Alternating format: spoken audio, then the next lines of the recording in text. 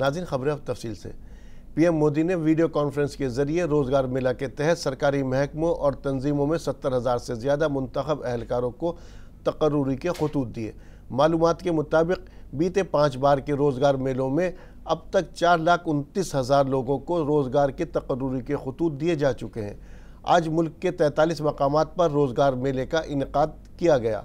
इस दौरान पीएम मोदी ने नौजवानों से खिताब भी किया। पीएम नरेंद्र मोदी ने कहा कि कौमी सतह पर होने वाले ये रोजगार मेले एनडीए और भाजपा हुकूमत की नई पहचान बन गए हैं। ये रोजगार मेले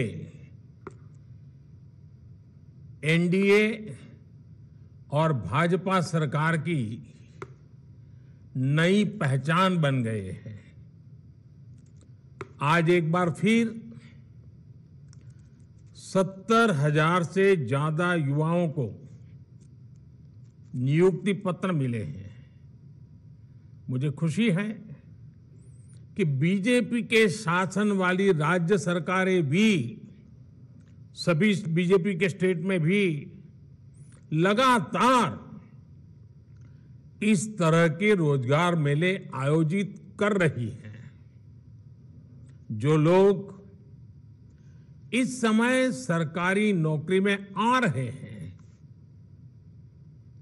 उनके लिए ये बहुत महत्वपूर्ण समय है।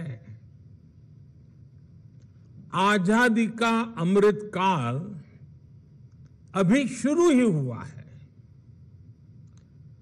आपके सामने अगले 25 वर्षों में भारत को विकसित राष्ट्र बनाने का लक्ष्य है। आपको वर्तमान के साथ ही देश के उज्जवल भविष्य के लिए भी जी जान से जुट जाना है। मैं आज नियुक्ति पत्र पाने वाले सभी युवाओं को और उनके परिवारजनों को बहुत बहुत बधाई और बहुत शुभकामनाएं देता हूं। उत्तराखंड के परोला से माइनॉरिटी के पलायन का सिलसिला लगातार जारी है। इसी मुद्दे पर कांग्रेस की नेता सुप्रिया श्रीनेश से बातचीत की हमारे नुमाइंदे मोहित शुक्ला ने। क्या कुछ कहा, आइए सुनते हैं। उत्तराखंड के पुरोला में लगातार वहां से पलायन हो रहा है। मेरे साथ बातचीत करने के लिए सुप्रिया श्रीनेश जी हैं। अब एक बात बताइए, क्या 2024 की ये स्क्रिप्ट लिखने की शुरुआत हो चुकी है? पर ये स्क्रिप्ट जनता नकार चुकी है। ये स्क्रिप्ट आरएसएस नकार चुका है। आरएसएस ने सरकार को आईना दिखाया है कि मोदी जी के चेहरे पर अब चुनाव आप नहीं जीत सकते, ना हिंदुत्व पर जीत सकते हैं, काम करना होगा। पर अब भैया झोला उठाने का वक्त आ गया है। आपने कर्नाटका में ये करने की कोशिश करी, आपने हिमाचल में ये करने की कोशिश करी। जनता आपको बड़ा तगड़ा जवाब दे रही है। जनता कह रही है इधर उधर की बात मत करिए, बताइए काफिला क्यों लुटा। काफिला लुटता जा रहा है, आप वैमनस्य फैलाएंगे, आप विभाजन करेंगे, आप हिंदू मुसलमान करेंगे। अरे जितने मुसलमानों को आपने बेरोजगार किया, उससे ज़्यादा हिंदुओं को बेरोजगार रखा है। थाली पर उनकी भी प्रहार किया, थाली पर इनकी भी प्रहार किया है, और अब लोग उठ खड़े हुए हैं। ये स्क्रिप्ट उबाऊ है।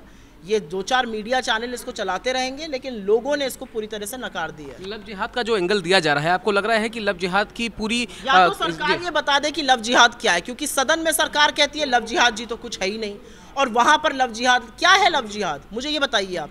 मुद्दों से भटकाने की एक और साजिश, एक और कोशिश। इन सब बेवकूफ़ी के एंगल्स को बंद कर देना चाहिए।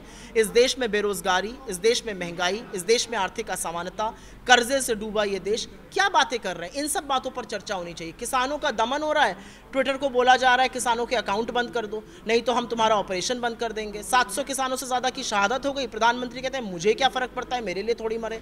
ये है इनका सरकार चलाने का तरीका। कोविन पर आप लोगों ने रजिस्टर किया था ना कोविड वैक्सीन लेने के लिए, वो डेटा सारा लीक हो चुका है। आपका पासपोर्ट नंबर, आपका आधार नंबर, आपकी डेट ऑफ बर्थ, उसको नहीं संभाल पा रहे हैं, इधर उधर मोर्चा खोलते रहेंगे। 15 जून को वहां पर महापंचायत होनी है। धामी साहब ये कह रहे हैं कि जो भी लॉ एंड ऑर्डर बिगाड़ेगा उसको हम सख्ती से निपटेंगे, लेकिन फिर भी वहां पर चीजें रुक नहीं रही हैं। धामी साहब को मैं आईना दिखाते हुए यही कह देती हूँ कि महात्मा गांधी को जितने अपशब्द उत्तराखंड की एक संसद में कहे गए थे, एक तथाकथित धर्म संसद में, उतने तो कहीं नहीं कहे गए। उनके खिलाफ जो कार्रवाई करी थी वो किसी और के खिलाफ भी करिएगा। चलिए ठीक है, वक्त देने के लिए बहुत शुक्रिया। तो साफ तौर पर आप सुप्रिया सीनेत को सुन रहे हैं, जिनका ये कहना है कि जिस तरीके से बीजेपी की लव जिहाद की जो ये केमिस्ट्री है, जो ये एंगल है, उसको पूरी तरीके से जनता कर्नाटक में नकार चुकी है, हिमाचल में नकार चुकी है और आने वाले समय में पूरे देश से उनका सफाया होना तय है। सोशल मीडिया प्लेटफॉर्म ट्विटर के साबिक CEO जैक डोर्सी ने हिंदुस्तानी हुकूमत पर बड़ा इल्ज़ाम आयद किया है। जैक डोर्सी ने यूट्यूब पर एक इंटरव्यू के दौरान कहा कि हिंदुस्तानी हुकूमत ने डोर्सी को किसान तहरीक के दौरान हुकूमत पर तनकीद करने वाले ट्विटर खातों पर पाबंदी लगाने के लिए मजबूर किया था। किसान तहरीक को लेकर जैक डोर्सी के इस दावे के बाद नया बवाल शुरू हो गया है। किसान नेता राकेश टिकैत ने रद्द अमल जाहिर किया कि जैक के बयान की मैं तायद करता हूं। टिकैत ने कहा कि डोर्सी ने जो कहा है वह बिल्कुल ठीक है, क्योंकि किसान तहरीक को फेसबुक और ट्विटर पर जितनी रीच उस समय मिलनी चाहिए थी वह नहीं मिल रही थी। हुकूमत मकामी सतह पर किसान तहरीक को रोकने की कोशिश करती थी। उस टाइम पे भी भारत सरकार ने, ये हमको जानकारी थी कि जितने रीच फेसबुक और ट्विटर पे आने चाहिए किसान मूवमेंट के, वो नहीं आ रहे, और ये लोकल स्तर पे रोकने की कोशिश करते थे। और जो इसको मालिक था उसने बिल्कुल अब स्पष्ट कहा ही है। लेकिन जो भी ऐप हैं, जो कंपनियां ये चलाते हैं इस तरह की, वे किसी के प्रेशर में नहीं आते। उसने बिल्कुल ठीक कहा, भारत सरकार ने ये एफर्ट्स किए होंगे और ये कई बार खबरें चली भी हैं कि उनको नुकसान कर देंगे अगर वे बात नहीं मान देंगे। तो ये सारी चीजें हैं, तो उन्हें जो चीज है उन्हें बिल्कुल ठीक कही है। India is a country that had many requests of us around the farmers' protest, around particular journalists that were critical of the government, and it manifested in ways such as we will shut Twitter down in India, which is a very large market for us. We will raid the homes of your employees, which they did. We will shut down your offices if you don't follow suit. And this is India, a democratic country. Turkey. Twitter के साबिक CEO Jack dorsi पर हिंदुस्तानी हुकूमत के दबाव वाले बयान पर कांग्रेस हमलावर हो गई है। कांग्रेस तर्जुमान सुप्रिया सीनेत ने इस मामले पर अपना रद्दमल पेश करते हुए कहा कि 1 साल से ज़्यादा वक्त जब तक किसान सर्दी, गर्मी और बारिश को झेलते हुए दिल्ली की सरहद पर एहतजाज कर रहे थे, तब ट्विटर जैसे प्लेटफॉर्म से कहा जा रहा था कि अगर किसानों को दिखाया गया तो उन्हें हिंदुस्तान में बैन कर दिया जाएगा। जब 3 काले कृषि कानून आए थे, किसान विरोधी कानून, और उन किसानों का दमन किया जा रहा था, जब 1 साल से ऊपर किसान दिल्ली की सरहद पर जाड़ा, गर्मी, बरसात, ओले झेलते हुए इस सरकार के खिलाफ आंदोलन कर रहे थे, तो बजाय समाधान ढूंढने के उनको मवाली, उनको खालिस्तानी, उनको पाकिस्तानी, उनको आतंकी तो कहा ही जा रहा था। साथ में ट्विटर जैसे प्लेटफॉर्म्स को यह भी बोला जा रहा था कि अगर उनको दिखाया तो आपका भारत में बोरिया बिस्तर हम बंद कर देंगे और आप पर छापे मारे जाएंगे। और याद रखिएगा, अपने घमंड और अहंकार में चूर्ण इस देश का डरपोक तानाशाह प्रधानमंत्री तब तक चुप रहा जब तक 700 से ज्यादा किसानों की शहादत नहीं हो गई, और चुनावी नफा नुकसान देखते हुए 3 काले कृषि कानून वापस लिए। लेकिन यह सच है कि जब इस देश का अन्नदाता अपने हक की लड़ाई लड़ रहा था तो इस देश के प्रधानमंत्री उनका दमन कर रहे थे, उनकी आवाज को दबाने की कोशिश कर रहे थे। और आपको याद दिला दूं, यह मई 2021 की बात है। किसान आंदोलन चल रहा था, अपनी चरम सीमा पर था, और तब बीजेपी की फेक न्यूज फैक्ट्री, जो कि सही नाम है बीजेपी की IT सेल का, उनके कुछ बददिमाग प्रवक्ताओं और सांसदों ने एक मनगढ़ंत फर्जी ट्वीट किया था, कोई तथाकथित टूल किट को लेकर। उनका कहना था कि कांग्रेस इस टूल किट का इस्तेमाल कर रही है, और आपको याद होना चाहिए कि उसको मैनिपुलेटेड मीडिया, मतलब भ्रामक मीडिया कहकर टैग किया गया था। और आज वो असलियत सामने आ रही है कि उसके बाद क्या हुआ था। उसको भ्रामक मीडिया कहकर टैग किया गया था और 24 मई 2021 को ट्विटर के ऑफिसेस पर छापा पड़ा, ट्विटर के एम्प्लॉइज के घर पर छापा पड़ा और ये अब समझ में आता है कि किसान आंदोलन को दबाने के लिए किया गया था। मैं आपके साथ एक और डेटा साझा करूंगी, लेकिन उसके पहले एक ही सवाल है कि इस देश का प्रधानमंत्री इतना कायर, इतना डरपोक क्यों है? इस देश की सरकार, 140 करोड़ लोगों के इस देश की सरकार 21 साल की एक क्लाइमेट एक्टिविस्ट से डरती है, पॉप सिंगर रिहाना से डरती है, वो छोटी सी बच्ची ग्रेटा थनबर्ग से डरती है। इस देश की सरकार मीडिया से, खासतौर से उस मीडिया से जो सवाल पूछता है, इतना डरती है कि एक लंबी फेहरिस्त है मेरे सामने जिसमें मैं लगातार बता सकती हूं कि किन किन लोगों पर सीबीआई की, ईडी की, इनकम टैक्स की रेड हुई क्योंकि वो सच दिखा रहे थे। अब चाहे वो भास्कर हो जो कोरोना काल का सच दिखा रहा था, चाहे वो न्यूज क्लिक हो, चाहे वो न्यूज लॉन्ड्री हो, चाहे वो भारत समाचार हो, चाहे वो वायर हो, चाहे वो क्विंट हो, चाहे वो प्रणॉय रॉय हो, चाहे वो तमाम ऐसे लोग जिन्होंने सच दिखाने की और सवाल पूछने की हिम्मत दिखाई, उनको रेड किया गया और ये चुप कराने की साजिशें रची गई। वहीं दूसरी जानिब जैक डोर्सी का बयान आने के बाद मरकजी वजीर इत्तलात और नशरियात ने भी अपना रद्द अमल जाहिर किया है। अनुराग ठाकुर ने कहा कि जो कहा गया वह सफ़ेद झूठ है। बरसों की नींद के बाद जागे जैक डोर्सी अपनी सियाह करतूतों पर पर्दा डालना चाहते हैं।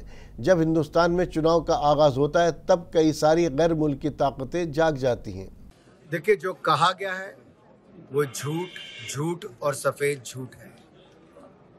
वर्षों की नींद के बाद जागे जैक डोर्सी अपने काले कारनामों पर पर्दा डालना चाहते